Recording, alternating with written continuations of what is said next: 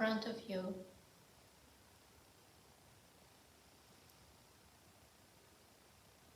a sphere of white light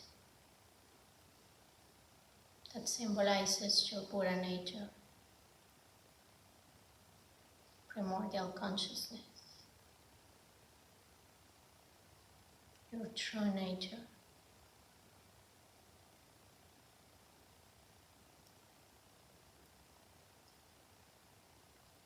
Now, if you wish, give it the form of any Buddha you feel connection with. And if not, you can leave it as a white sphere. That's okay too. You might feel a connection with Buddha Shakyamuni, old in color, sitting on the posture of meditation.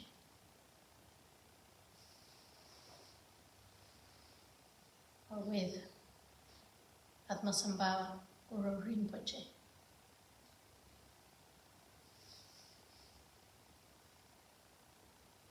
Or Tara, Samantabhadra, Vajrasattva. Any Buddha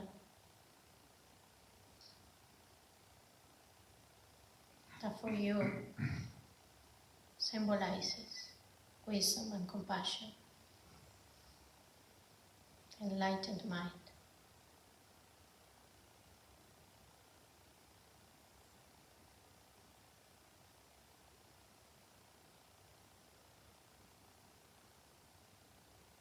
Imagine it as a body of light,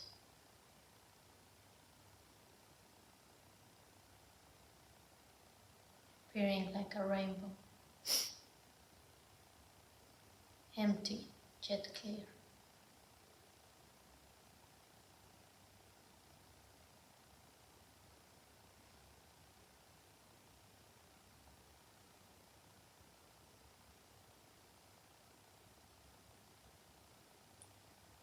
And now imagining this figure in front of you dissolve all your teachers,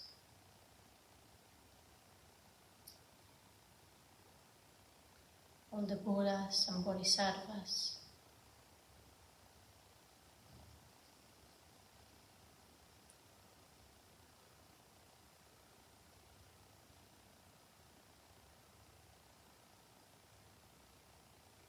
recognizing that they are one in essence.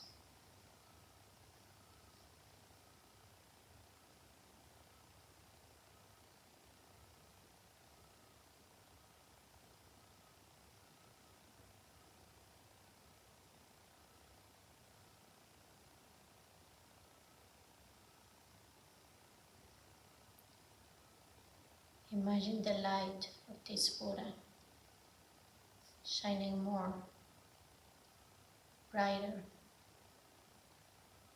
as all these teachers dissolve into this Buddha figure.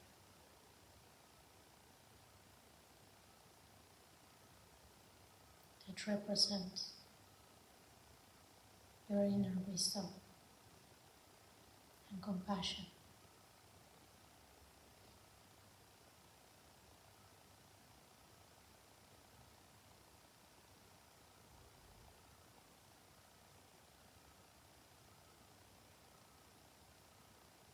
Now ask this Buddha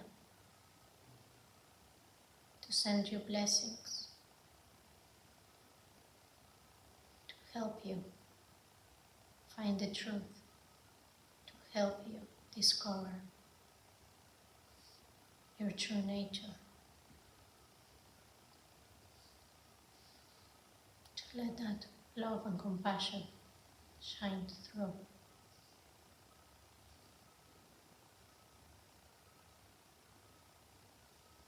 To purify all negative karma that we've done with our bodies, speech and mind.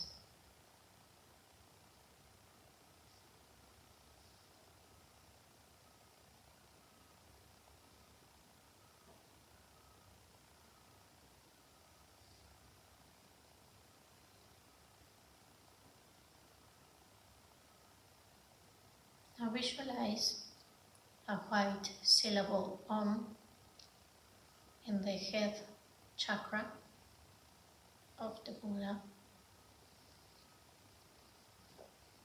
O-M. You can visualize it in Tibetan or in any other script you're familiar with.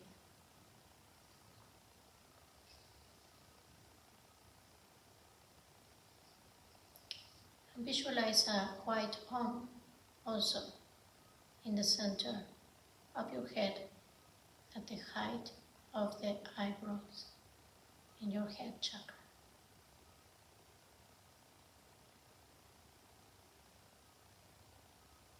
Now visualize a white ray of light spinning clockwise, coming from the forehead of the Buddha to your forehead, filling you with white light as we recite the syllable Om 3 times. Imagine your body filling from head to toes with white light and dark smoke and dark objects or insects coming out of the pores of your body, purifying all your oscurations, all the negative karma you've done through the body. Let's recite these syllables together. Om.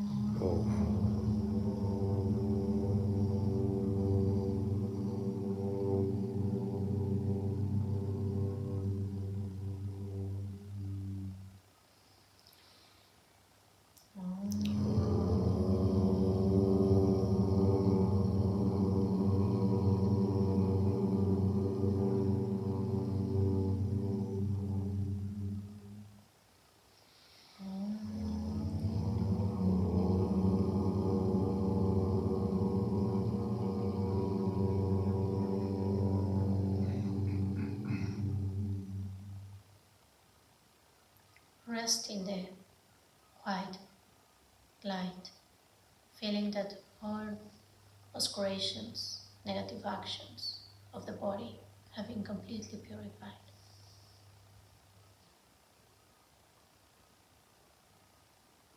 Imagine your body completely filled with this white light.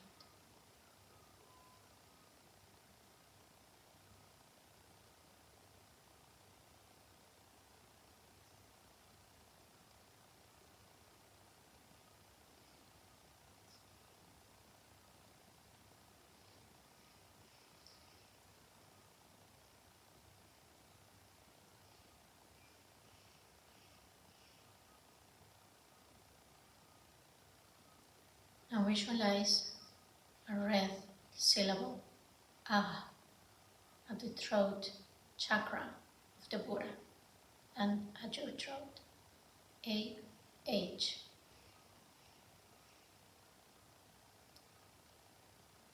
Visualize a ray of red light spinning clockwise, very fast, coming from the throat chakra to your throat chakra, filling your body with red light from toes to head. As it fills with red light, dark spheres float on its surface, coming out through the apertures of your nose, ears, mouth and eyes, purifying all oscurations and negative karma of speech. As we recite the syllable Ah 3 times together. Ah.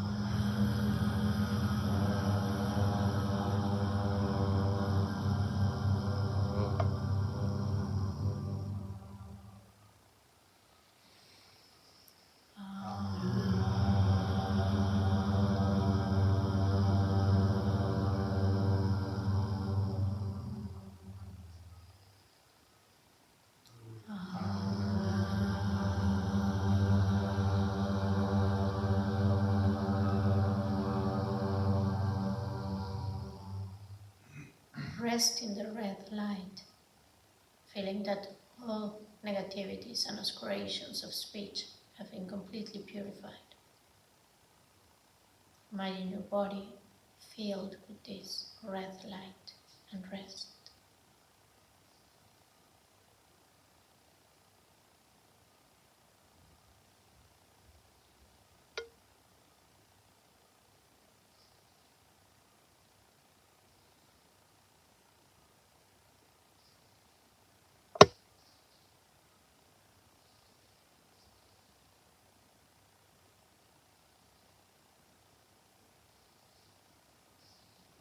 Now visualize a blue syllable hum, H-U-M, at your chest chakra, heart chakra, in the center of your chest, at the height of the heart. And a blue syllable hum at the Buddha's heart chakra. Visualize a ray of blue light fastly spinning clockwise, coming from their heart chakra towards yours, filling you instantly, completely with blue light and dissipating all darkness. As when you turn on the light of a dark room and instantly it becomes illuminated, purifying all aspirations of the mind. As we recite the syllable hum 3 times. Hum.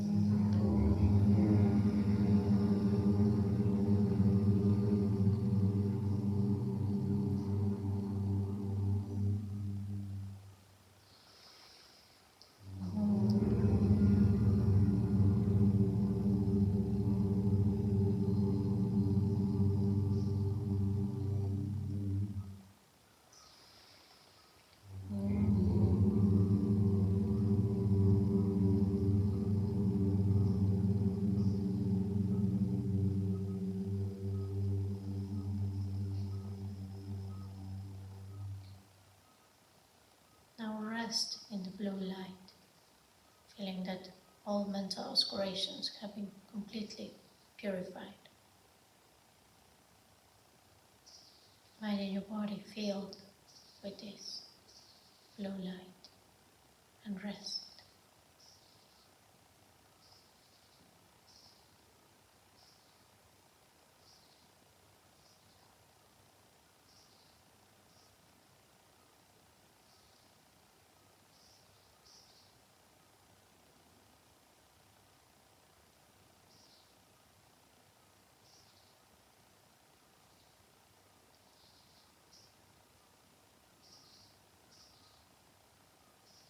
Now visualize the 3 rays of light coming from the Guru towards your body,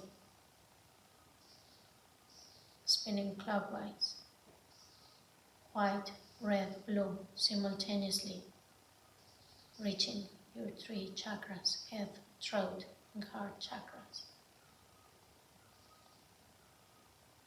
and filling you with rainbow light. As we recite the 3 syllables 3 times. Om.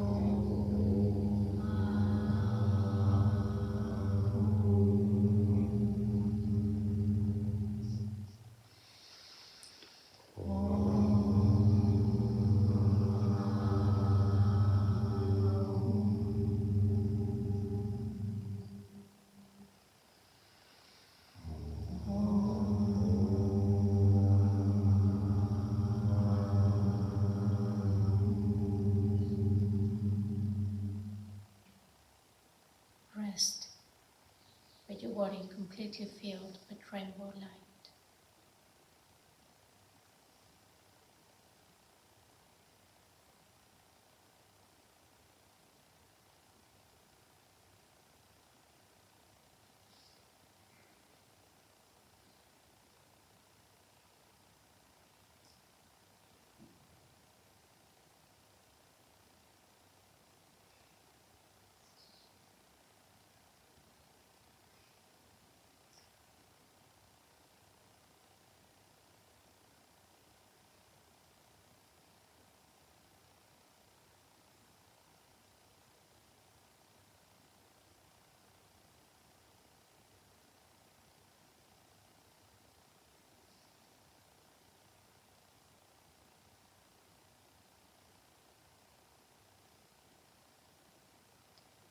visualize the Buddha, your inner guru, traveling to the top of your head,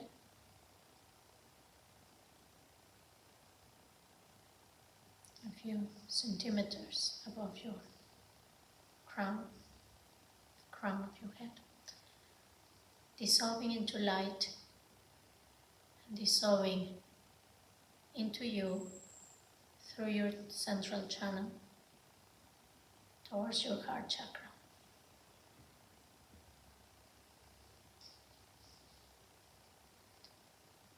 In your heart chakra, visualize a sphere of light, white on the upper half, red on the lower half, and the syllable home in blue in the center.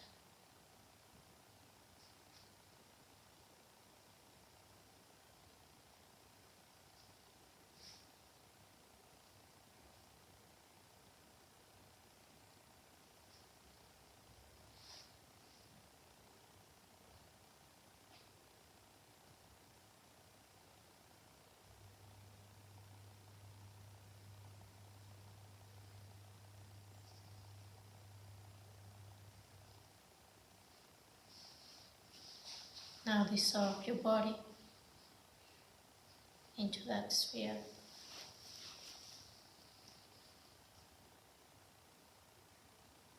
See how that sphere dissolves, becomes smaller and smaller until it becomes a dot that dissolves into space.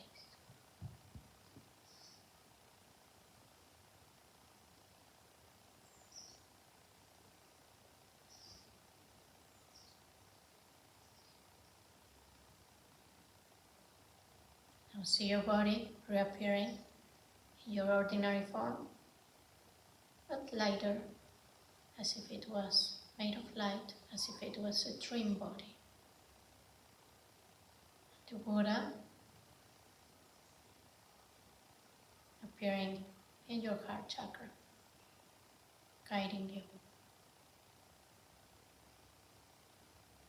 teaching you, always there.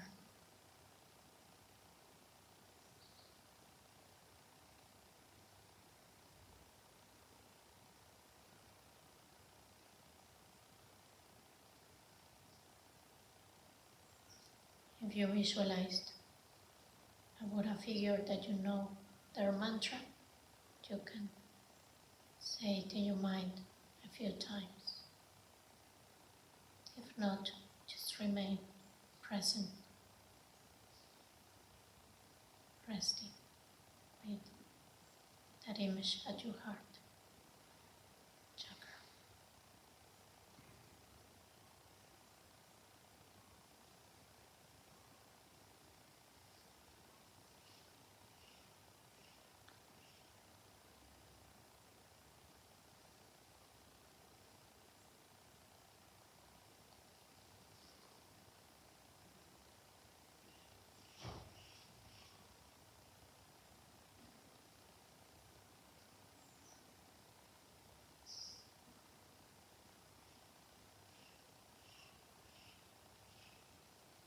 Let's finish dedicating this practice so we can continue connecting with our Buddha nature. And we see every teacher, every book, every teaching that we encounter as a manifestation of our Guru guiding us, leading us, teaching us.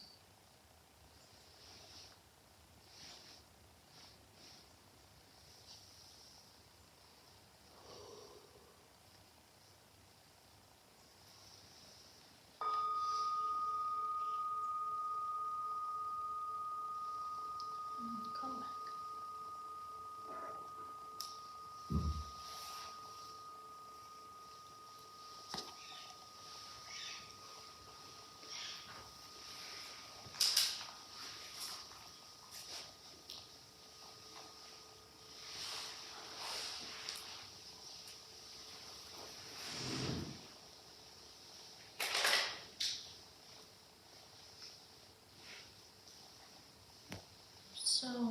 The topic of today is how to rely on a spiritual mentor. And traditionally in Tibet, this was taught, when the Lamrim was taught, it was usually the first topic of study. But as you can imagine, in the West, we are not familiar with any of the teachings. So starting by how to have a teacher would be a bit strange or difficult to understand, especially because this relying on a lama or a guru or a spiritual mentor is very much a thing that is important in the vipashyana path or vehicle. So the Shesopa, the mentor of one of the teachers of the Dalai Lama, he wrote, well, he gave a series of conferences on the Lamrim in the 2000s, and for his Western students in his center in the US. And this series of talks have been put into books, several volumes. So it's a commentary on the Lamrim. It's called The Steps on the Path to Enlightenment. And just to give you an idea, the second book is all about karma. So you can go in a lot of detail on each of these topics. Steps on the Path to Enlightenment, the Lamrim. So he presents this in a more contemporary way. You can also read The Liberation on the Palm of Your Hand by Pabonka Rinpoche, and it's a Lamrim, a commentary on the Lamrim, but it's very much oriented to monks on the 19th century Tibet, so it can be a bit dense or difficult for us to understand. So now, more and more, this topic of the spiritual mentor is taught at the end, because we have some context, right? And also because there's a lot of emphasis on devotion, and this has been misunderstood a lot. There has been a lot of abuse with this guru-student relationship. So we have to be very careful, and we need to learn how to connect with a teacher. It's not just choosing a teacher and saying, I like you, I want you to be my teacher. The teacher also has to choose you. The teacher has to see that you have certain qualities, because of course it's a great responsibility for a lama or a guru to take on a student and make a karmic bond and say, I will be connected to you until you achieve enlightenment. I'm not going to leave you alone in samsara. I'm going to be like a mother to a child, like I'm going to be there for you. That's huge, right? So I guess there's actually some stories of realized beings who wouldn't want to take many students. They would have a few. Anyways, in the Lamrim, we have the explanation on how to check if a teacher is reliable, and also check if we are a good student, if we have the qualities of a student that a teacher would like to take as their disciple, right? So in the Sutrayana, the Buddha talked about the Kalyana Mitra, which is a spiritual friend. And this is like me, like other teachers, that are teaching you meditation or different things, right? Loving kindness, compassion, shamatha, all these practices. But in the vipashyana, when you connect with a teacher through an empowerment or through pointing out instructions, that teacher becomes one of your gurus. You can have many. Traditionally, there is this common understanding that your root guru would be the first one that introduces you to the nature of your mind. But it's mostly the one you have a close relationship, or whom not necessarily you need a close relationship, but you feel devotion and you're studying with them or receiving their teachings. You can have many teachers, but also, as Yatsuma was telling us, it doesn't have to be someone that is alive.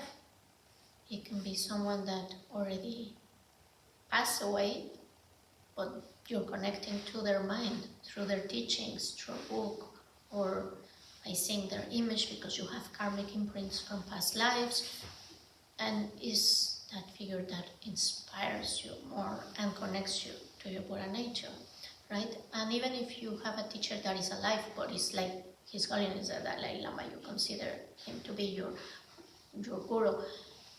Yeah, you might have taken some empowerments and teachings from here in Dharamsala, but maybe you can't come and have audiences with him all the time and ask questions. But if that's the teacher that inspires you and you ask for their blessings and connect through this practice of Guru Yoga with them, then you will receive those blessings, right?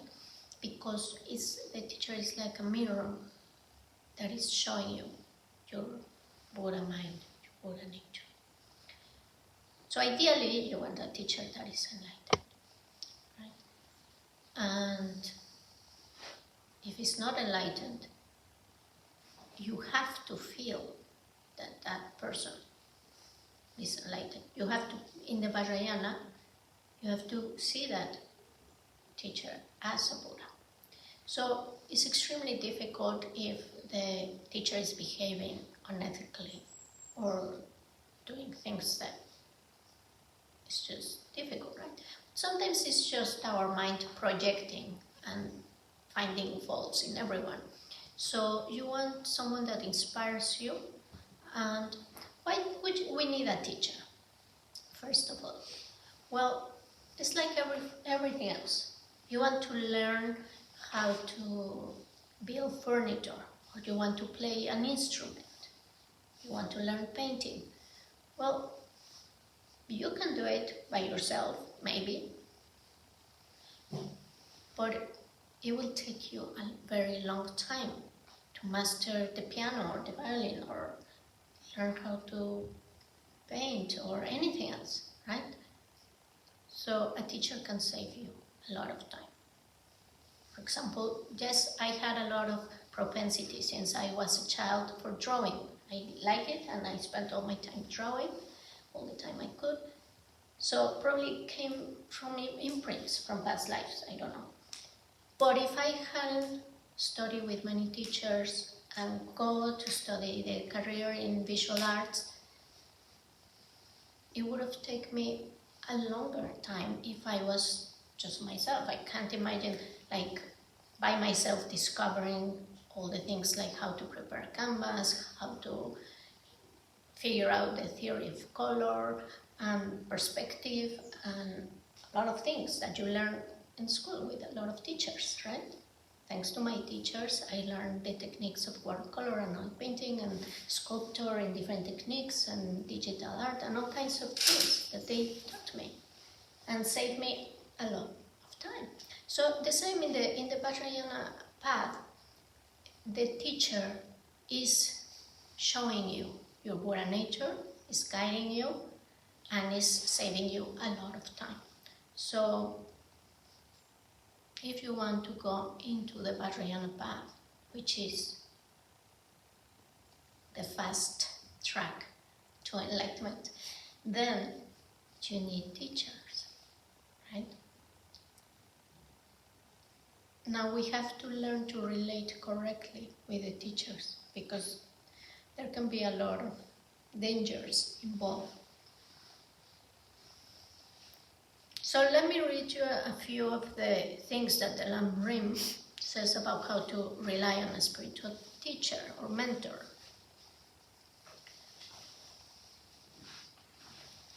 So first, they must have certain qualities. You have to check, and traditionally it is said that you should check for 10 or 12 years before committing to a teacher, because you can get surprises, right? So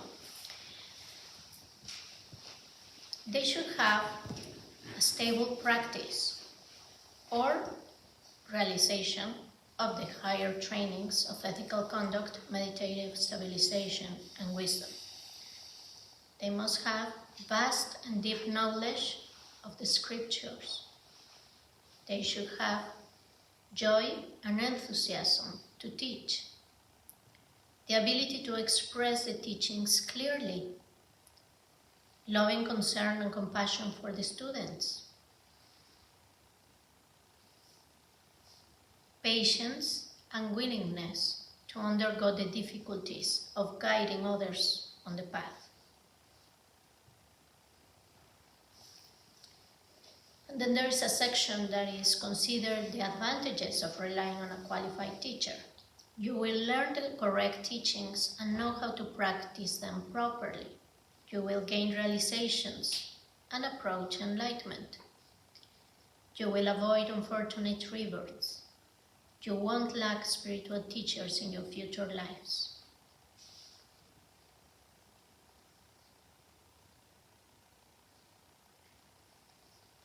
And then, in order to practice relying on your teachers, you can do it through your thoughts by developing faith in them. And here, faith is an interesting word, because it's not blind faith. It is checking, recognizing that they might know something that you don't know yet, or you haven't realized or actualized in your path, and that they can help you, right? But faith doesn't mean just following blindly and not questioning anything and just letting the teacher decide, make every little decision for you. I mean, you have to also trust your Buddha nature, that the teacher is a manifestation of that Buddha nature. And their words, whether it's in a book because they're not alive or because they are, but they are pointing to that wisdom. So you have to have critical thinking too.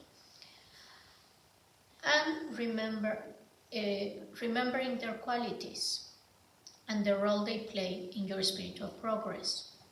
They teach you exactly what the Buddha would teach you if he were alive here. They work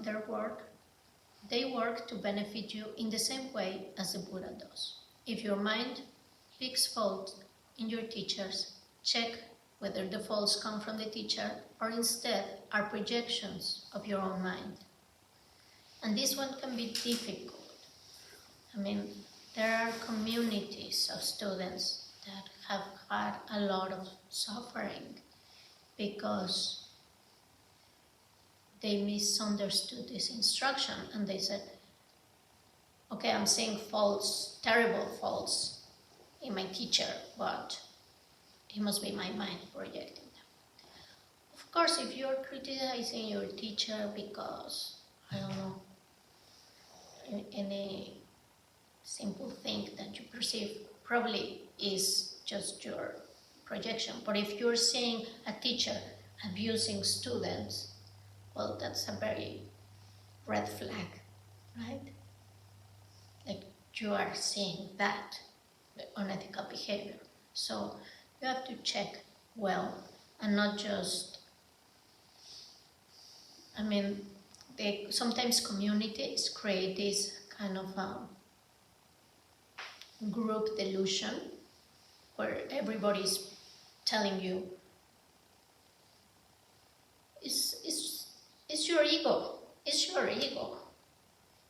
The teacher is teaching us what we need to work with. But if you're saying something that is clearly unethical, warning, right? And then develop gratitude and respect by thinking of their kindness. You did not have the fortune to receive teachings directly from the Buddha or the great masters of the past.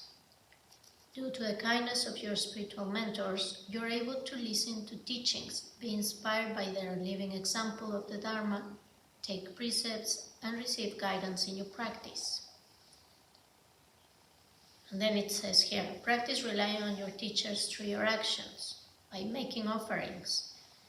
And here also you have to be careful, because if you go to a Dharma center, and it's all about give all your possessions, give donations, and the teacher and the students there are asking you to donate lots of money, and you see that money is not used in an ethical way for benefiting others, and they are using it just to become rich or pay for a luxury lifestyle, then you have to check if that's right, of course, right? But the offerings, like we did with some country, like giving a small donation to like the connection to support their projects, that's okay to some extent, right?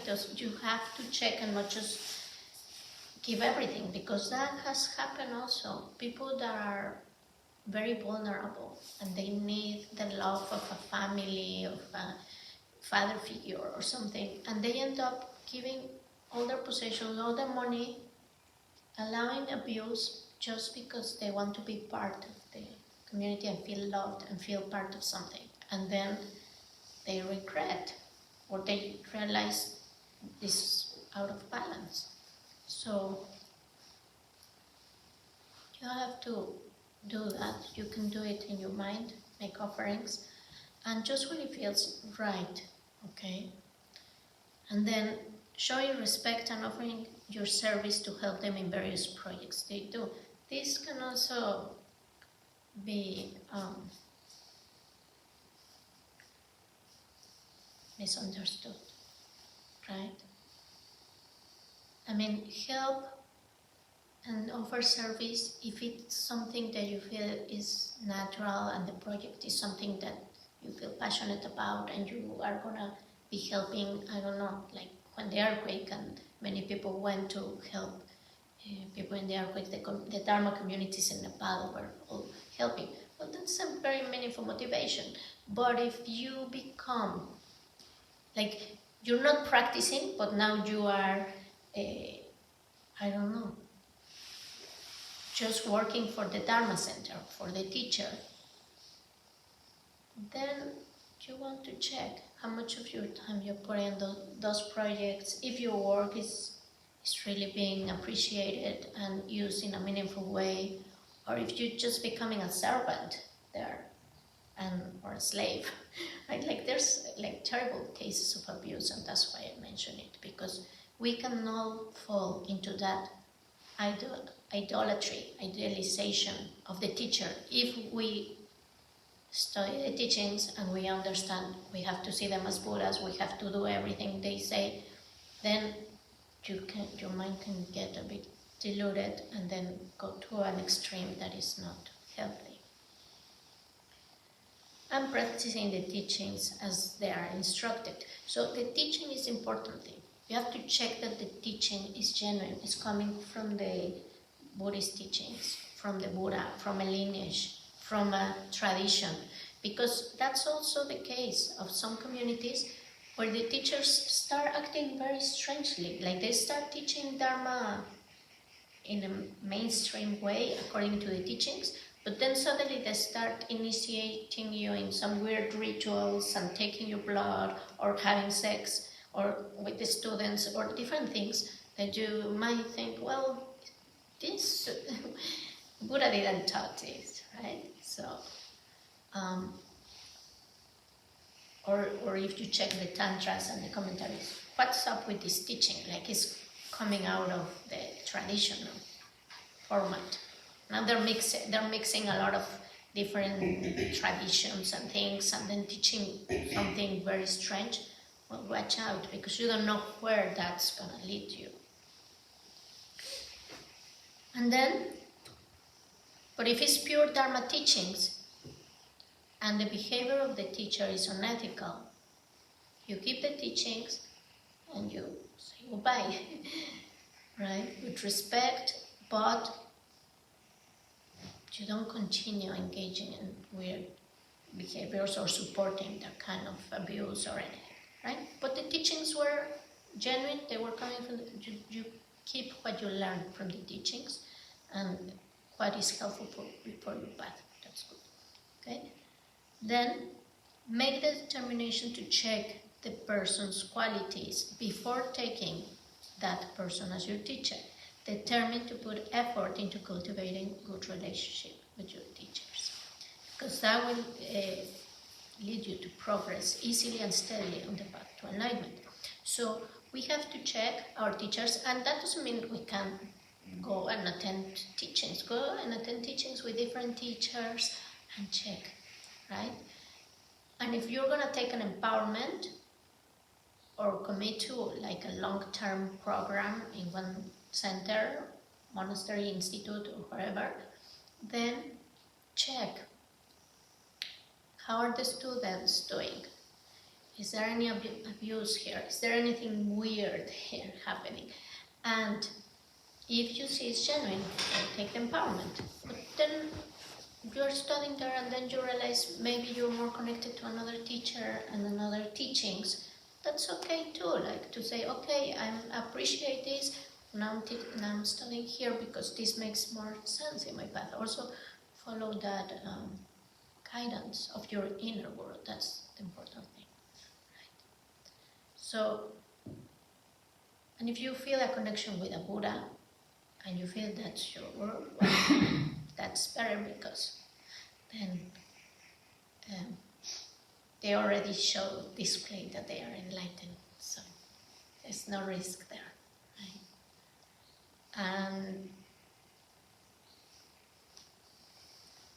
And also we should be humble and recognize where we are at and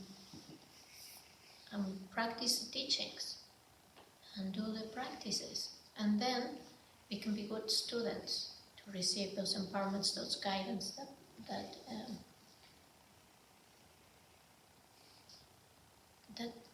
those seeds, those blessings that come through the lineage, a particular lineage.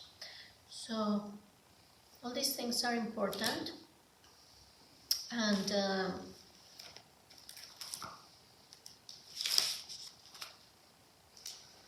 yeah, I want to tell you this text. Guru Rinpoche was as you know, was the first teacher to bring Buddhism to Tibet. He was born enlightened. His life was prophesied by the Buddha. The Buddha said, in certain time that there will come a Buddha that will teach the vipashyana. So he has a very powerful energy that is alive today, and many of you already have connection with Guru Rinpoche or the Nyingma path. All the Nyingma practitioners recognize as Guru Rinpoche as their teacher or their inner guru, right? So Rinpoche means precious. So it's precious Guru, Padmasambhava, the born in a lotus. So there's a mythical story about his birth here near, not so, no, he was born near, it's called Odiyana. I don't know, it's somewhere near Afghanistan. in a lake on a lotus, and the king took him as his son, and then he traveled all over India and Nepal and achieved enlightenment. There's several caves. So Pema here was a place where he meditated, and there's some caves and achieved realization not far from here, around 4 hours from here, I think, in Rawalsar Lake. He displayed some miracles there. Well, when I started in Buddhism, I really didn't feel much connection with any of the Buddha figures. They were very strange for me because I had, like, I guess an Indian person or a Hindu or a Tibetan, they're familiar with the symbols and with the images, so it's kind of they're born into the culture, right? For us, it's like something we've never seen before, and it might seem a little bit strange. But I remember once I was looking at a book and I saw the image of Guru Rinpoche, and I immediately felt some devotion and some inspiration. I felt a lot of connection with Guru Rinpoche, and I didn't even know who he was, right? And then later I learned all his life story, amazing. So yeah, I've always feel like he's my guru, you know? I feel that connection with Guru Rinpoche. And that is something that it comes natural to you. So don't rush, don't try to find a guru, don't try to connect. Just keep practicing, and if you feel inspired by the Vajrayana path, then it will come to you. And then sometimes you are receiving a teaching, like you're in the presence of His Highness the Dalai Lama, and you say, yeah, I don't have trouble perceiving him as a Buddha. Like, I really admire him, his life, how he acts. Yeah, he's one of my teachers, right? But it has to be like coming from that place of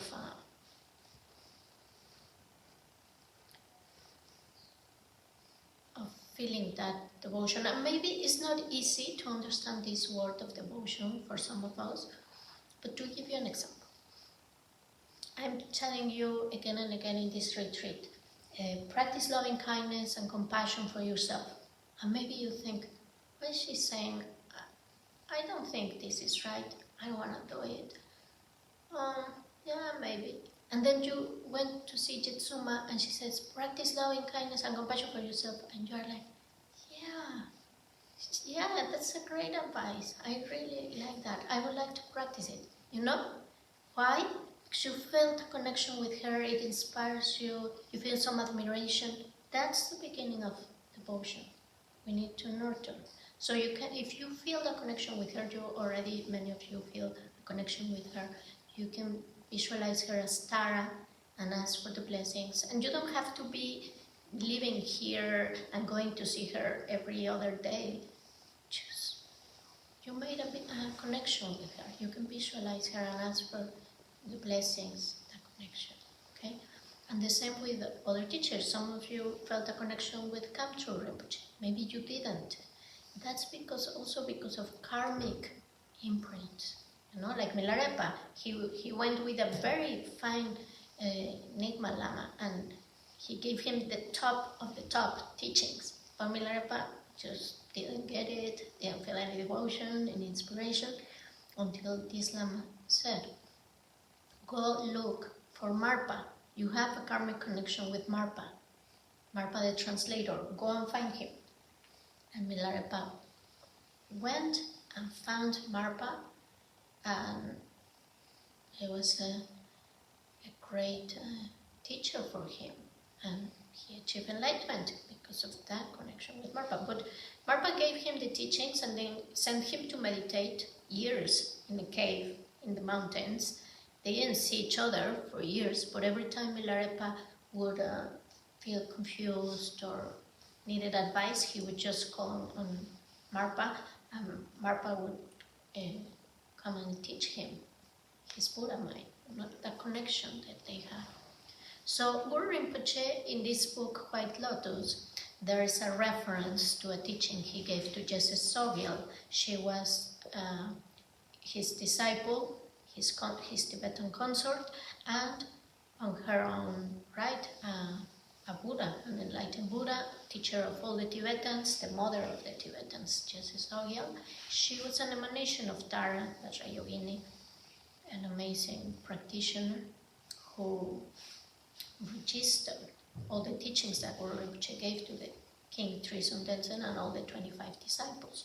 So in this quote, Guru Rinpoche gives this advice. From time to time, go to some pleasant place, a mountaintop, or some lonely valley, and pray to me at the top of your voice, loudly, as if your very head would burst. Filled with devotion, allow a weariness of samsara and a longing to be freed from it to flood into you, until great tears come welling up. This is a crucial instruction, since it will wash away a great many of your karmic aspirations. Meditative experiences will naturally occur. So, that level of devotion can arise sometimes in your meditation. When you do the Guru Yoga every day, start softening your heart and all that resistance to open the heart and feel love for all beings. So when that starts happening, you can feel devotion for that Guru, Buddha or teacher that is inspiring you. And sometimes you can even feel tears coming out because you recognize that gift that they give you, the Dharma teaching or the guidance. And that devotion is very powerful because you're connecting to your Buddha nature and it's leading you to realizations.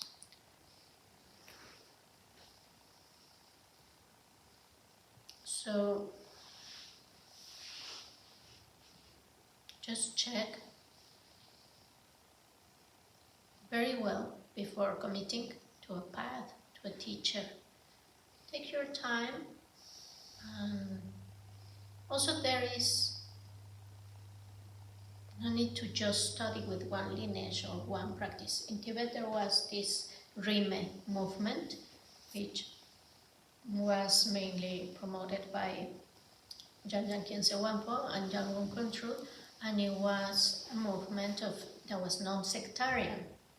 Like let's connect, and some Kagyu students would study with Nyingma Lamas or with Sakya Lamas, and you could have teachers from all the lineages, right? They're all pointing to the same realization. They're guiding you to the same place. So just be careful, and check if you feel inspired by a lama, by a tantric guru. Nowadays there are some that are very famous. So check, do your research, find if they don't have a story of lawsuits and scandals of sexual abuse or lots of other things, right? And then you will feel more peaceful. Still, sometimes you don't know, right? Sometimes things can happen. I was in some teachings with a teacher, and there was a European girl there that was staying for several months, and she was kind of his attendant and bringing things. And he was treating her very rudely, like if she was his servant or his slave. And then when she would leave to bring something for him, he would tell us that she's stupid and things like that. So I started feeling very uncomfortable.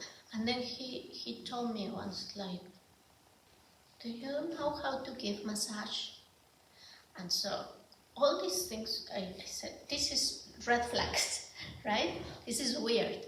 So I peacefully left and kind of gently, without confronting or anything, but I feel like this is weird. This is not, doesn't feel right. He would be very kind and nice to men, but to women there was something there. So yeah, unfortunately there's a lot of, Tibetan Buddhism was within a culture that was very patriarchal, both in India and in Tibet. And in the West, we have years of patriarchal system, so there has been a lot of abuse. And most of the sexual scandals are of male teachers abusing female students. I haven't heard of scandals of female teachers abusing of male students. So that's weird. I guess at some point, that's a test too. Imagine if you get to a position of a lot of power and there's a lot of students fully devoted to you and trying to get your attention. Because imagine if we have mental afflictions, if we have an abandonment wound, if we have a lack of love or all kinds of traumas we can have, and then we idealize this person and we feel that they are going to make us happy and lead us to happiness and all these things, then we can be very vulnerable and put ourselves there. And so if you as a teacher, you're this guru with all these beautiful, attractive students, and they are all there kind of willing to serve you, and you don't have the realization and the ethics and they can do a lot of wrong things and harm a lot. And there has been a lot of cases like that. And unfortunately, this just also makes other people that were maybe getting interested into the teachings and following a spiritual path to say, no, all of Buddhism is. But this happens in all the spiritual traditions. It happens in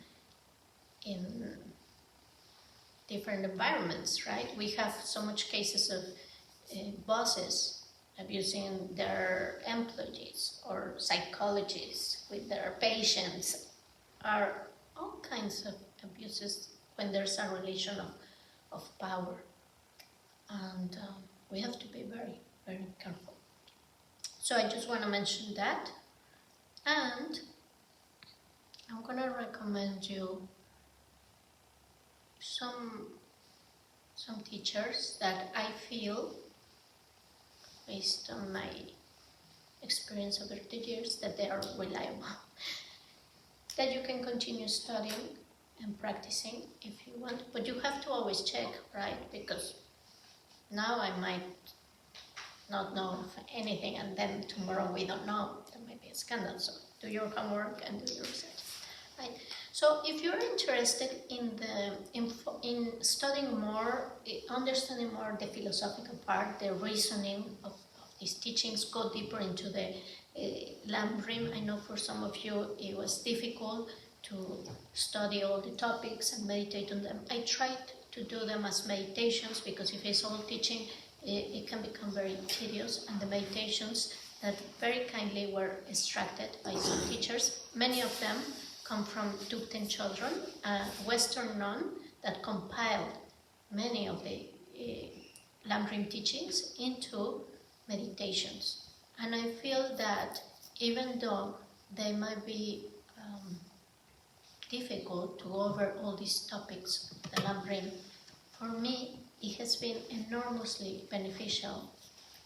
On my first years of studying Buddhism, I was studying in Tibet House in Mexico, and we studied the Lam Rim and these topics again and again and again, but they gave me a very deep understanding, and to this day I'm very grateful for having those years of study, because whenever I went to a retreat or a teaching, I would find people very confused. They were taking this tantric retreats or Mahamudra Dzogchen, all kinds of teachings and pujas and retreats and things, and they would be like, I don't understand anything. They wouldn't have any understanding of basic Buddhist terminology. They wouldn't know anything, and so they were very confused, and they weren't able to take advantage of all those precious teachings. So many times I found myself in the breaks helping people answering the questions, because in those groups with hundreds of people, the teachers have little time to answer all the questions of the students, right? So I know these foundational teachings can be very, very helpful. So if you want to go deeper into the Lamrim, search for these resources with Tibetan children. This is mostly in the Gelugpa tradition, a tradition that is known for being very scholarly, academic, and having a lot of texts and going to answer all those questions we have. But why is empty? Why there's interdependence? Why did we started suffering? Why did ignorance begin? We have all these questions where in Gelugpa you can find a lot of answers and questionings and go to those, solving those doubts. So of course this community here in Dharamsala has a lot of Gelugpa teachers. There's the temple of the Dalai Lama. He gives teachings on many philosophical texts, and you can find other teachers there. You can find, for example, Geshe Lakdor. I don't know if he's still the director. He's still the director of the Tibetan Library of Works and Archives here in Dharamsala. You can study there, some courses. He's very knowledgeable. He came to Mexico and he's a very kind teacher. And another one that I recommend is Venerable Robina Cortin from the FPMT. She's amazing, and I'm recommending you women teachers to, first because they're not involved in scandals, and second because when you go to courses or retreats, male teachers always recommending male teachers, and quoting them. But there has been since the time of the Buddha amazing female practitioners, and we have their teachings, and we have many of them today living and teaching in amazing ways. So even Guru Rinpoche told Jesus Soyan, if a woman practitioner is dedicated to the path, she can achieve enlightenment faster than men. So it's not to scare all the men here. He said that. So Venerable Robina Cortin is not for all. She's very tough and she's very direct, and she's not gonna talk to you sweetly, although she can be very sweet too. But Robina Cortin, and she's an Australian nun. She has an amazing life story, and she's fabulous. Her teachings are, you're always kind of on the edge of your seat. You're never bored because she's so eloquent. But she can also be very tough and call you out if she sees any egocentric attitude or behavior. So she was in charge of the prison project, and there's a documentary you can see where she comes to the prison. There's these tough guys like, what is this nun, Tibetan nun, is gonna teach us, right? She starts speaking, and you see them, how they start melting down and start crying. These big men, all like with tattoos, and then at the end they're hugging her and so grateful. Yeah, she's pretty amazing. She came to, when I was living in Colombia in South America, not in the States, she came to give some teachings, and the Yamantaka Center, I taught a Shamatha course there, and they asked me if I could be her interpreter. And I was not sure. I said, well, she's Australian, and her accent, I don't understand it very well, and she speaks very fast. And then they, oh, please do it, because nobody else wants to be her interpreter. They were terrified. And I said, okay, but the only thing I ask is to see her before the teachings. I need to talk with her. Okay. So I came and see her, and I said, I'm probably going to do it wrong, and I just want to tell you that. And she was very kind. She said, I give you my permission to tell me to shut up if I'm speaking too fast. I know it can be very tough too.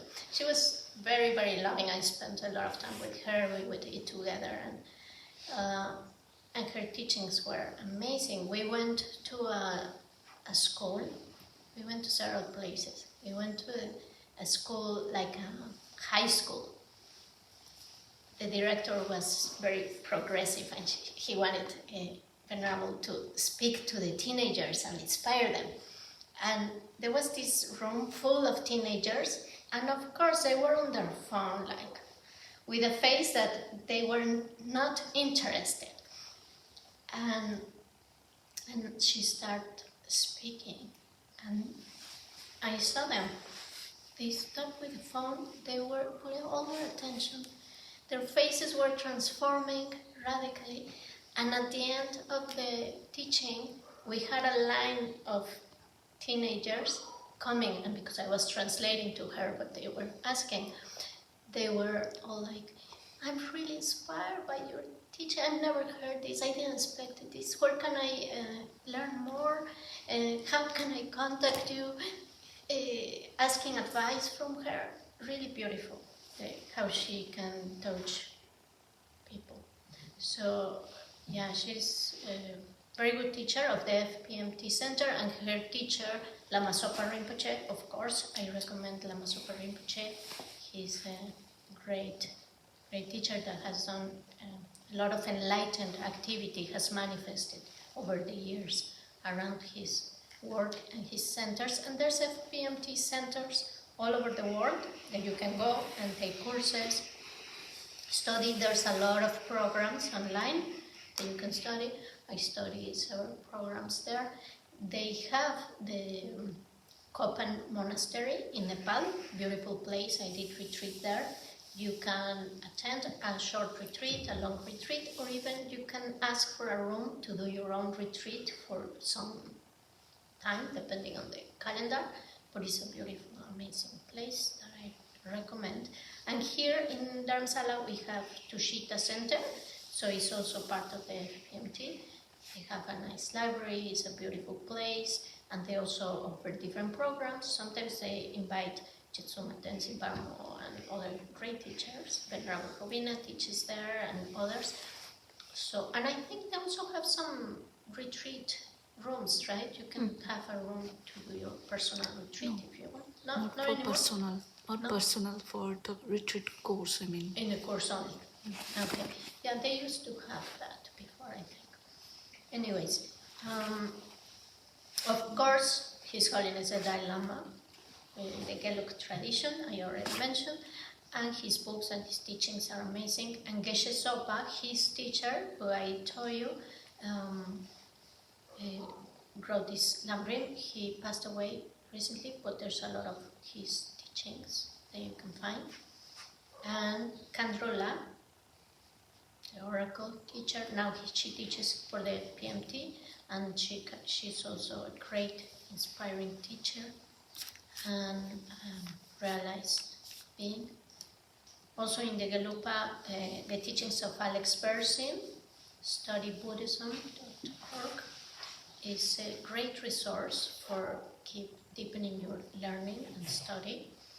And Robert Thurman, the father of Uma Thurman, the famous actress, he is a disciple of His Holiness the Dalai Lama, was a monk for several years. He teaches in a very interesting, funny way. He was a university professor, and a scholar. He has written many books, and you can find a lot of his teachings online. Director of Tibet House, New York, I think, in the US. And yeah, he's done a lot to bring Dharma, Buddhist teachings, to the West. And of course, Thosamling, they host several courses here. They invite several Galupa teachers, and it's an excellent place for doing retreat too. Then for the Kayu tradition, of course, Tenzin Palmo, we met her, and her books are amazing. And if you can attend a course or a retreat with her, I highly recommend it. She's really all love and very wise. Pema Chodron, fantastic Western nun. She has a monastery called,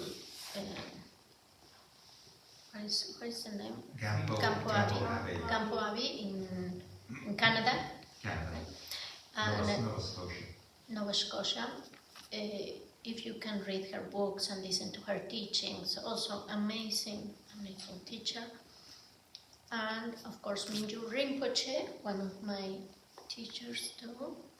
You can find more of his resources in targar.org, and he has several centers all over the world. He teaches both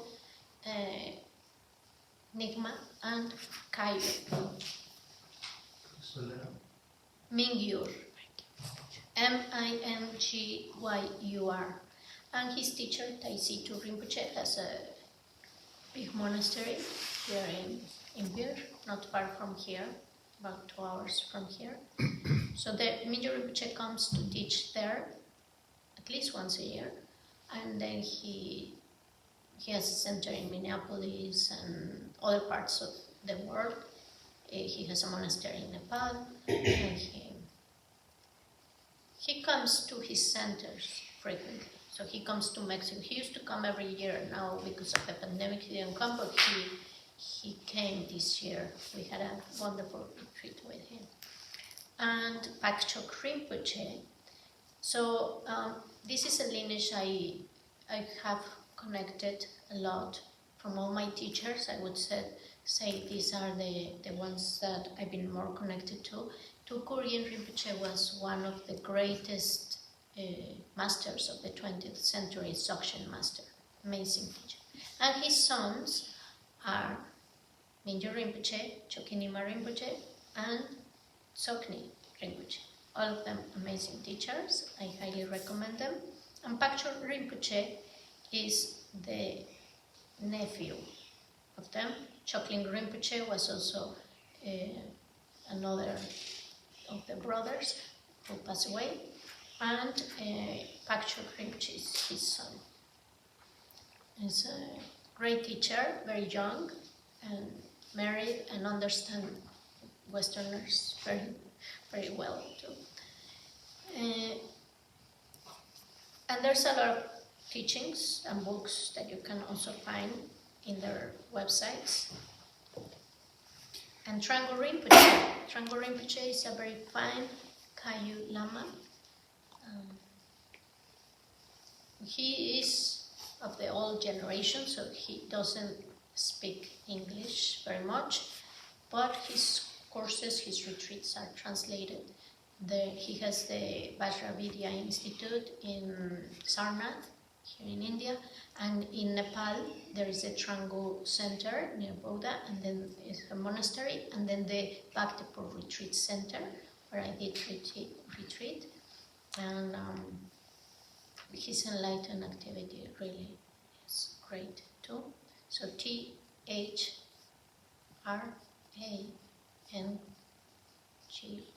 Trango Rinpoche. His books also, you can find a lot of answers, very good books. And then in the Nyingma tradition, we have Khandro Rinpoche, which is not the same as Khandro La in the Gelug.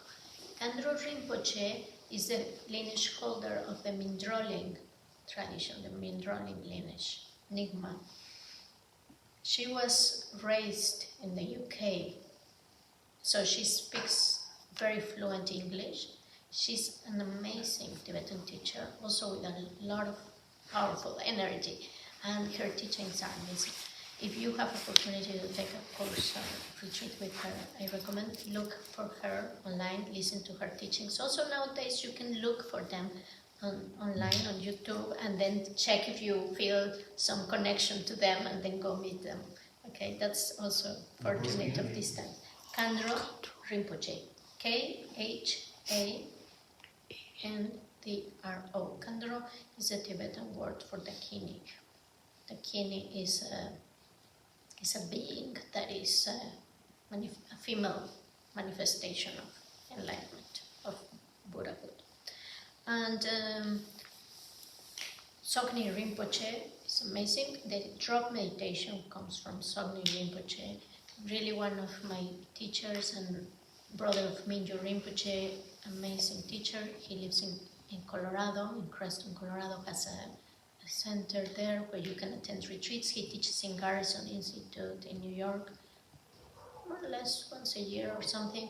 He gives amazing Dzogchen retreats and courses, and his books on Dzogchen are really, really good. So, yeah, he's a very fine Lama. And then Choki Nyima Rinpoche, his brother, the oldest brother, well, he was Choklin Rinpoche, but he passed away already. Choki Nyima Rinpoche is really amazing also. He speaks English, he's very funny. And you can find some of his teachings in dharmason.org. He was, well, Tulkorian Rinpoche was the main teacher of my Mexican teacher, and also Choki Nyima Rinpoche. So when he came to Mexico, he lives in Nepal, in the White Compa. When you go to Boda, ask for the White Compa. He lives in the White Compa. There's his monastery and the institute.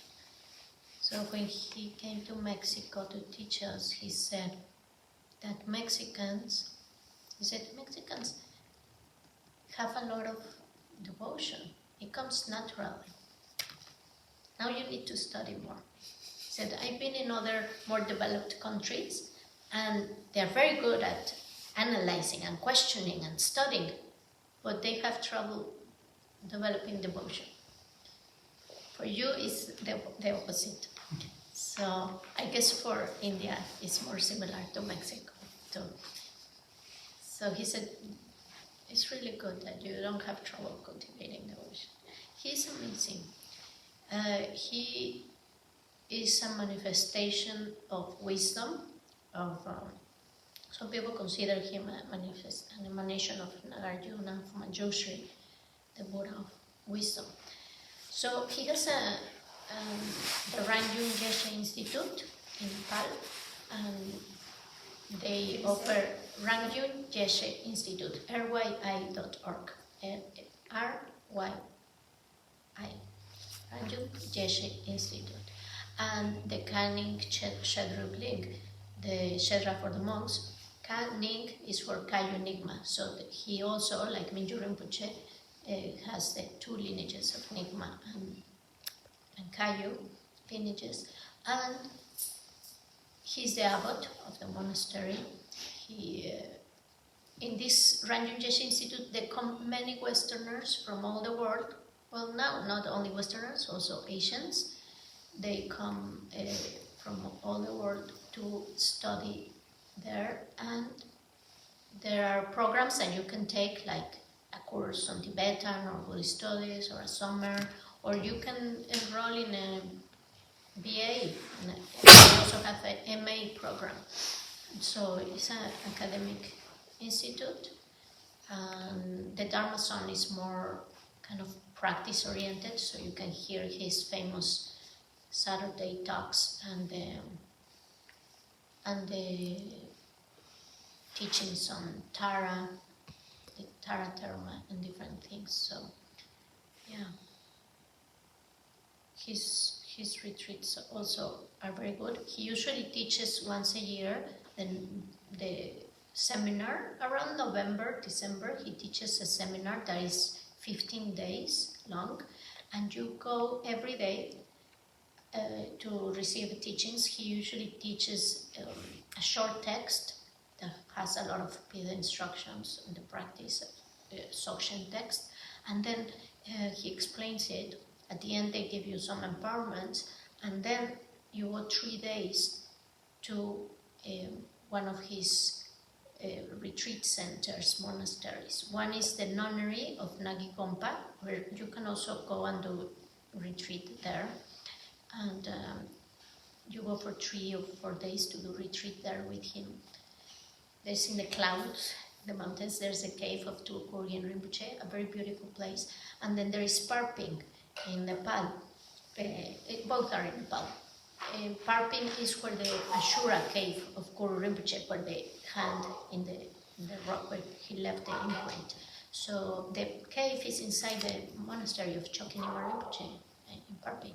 So you can go there and do retreat with him, and then go into the cave and meditate. It's a very blessed place.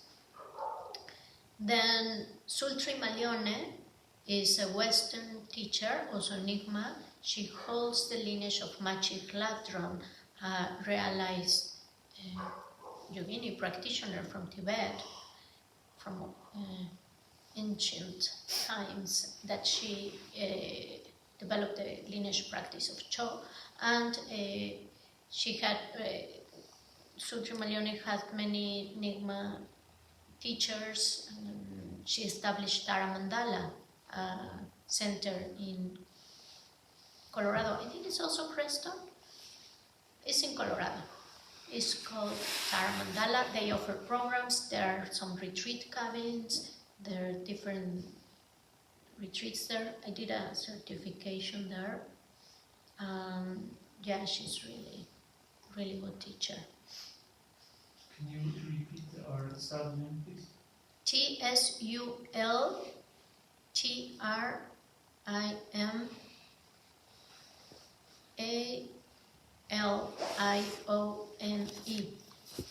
And she wrote a book, I think it's called Dakini Wisdom. She writes in this book of the lives, the biographies of several Tibetan yoginis, female practitioners that lived amazing lives and became enlightened. And so they're very inspiring stories.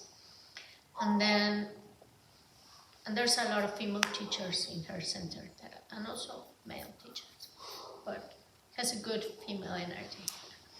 Also Lama Lena, I haven't studied with her, but I've heard very good things about her. She's in the Nigma lineage. And then also you can find Nigma teachings in the Tergar website, in the community of Tergar, and in the website of Sokni Rinpoche too. And for retreat with the Nigma community, I would recommend going to Tsopema. It's about 4 hours from here in Rawalsar, where Guru Rinpoche manifested this miracle of when he was put in fire and he was in the lake. There's a huge Guru Rinpoche sculpture that you can see from everywhere in the village, and you can meditate inside. Lama Wandor built that Guru Rinpoche, and there are the caves of the practitioners that you can visit. Also meditate in the caves of Guru Rinpoche and Mandarava, and blessed place. At the Nigmas, there's a Kayu monastery there. You can also stay there. They have rooms, and there is there's temples, some Sufi temples and other traditions also there, Hindu, but it's a very a community that's very connected with the Guru Rinpoche teachings and the Nigma lineage.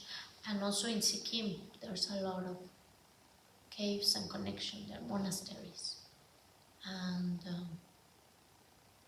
yeah. And then in the Sakya lineage, Sakya Dagmo, Sakya Dharmula, amazing teacher. She came to Mexico and gave us the Green Tara empowerment and teachings, and she's really an emanation of Tara. She received Tara teachings and empowerment since she was very young in Tibet from some of the most realized lamas, and she embodies this. She was a princess. There's actually a book about her life. It's called, I think, Princess in the Land of Snow. And she was married with Dakjen Sakya Rinpoche, who was the head of the Sakya lineage.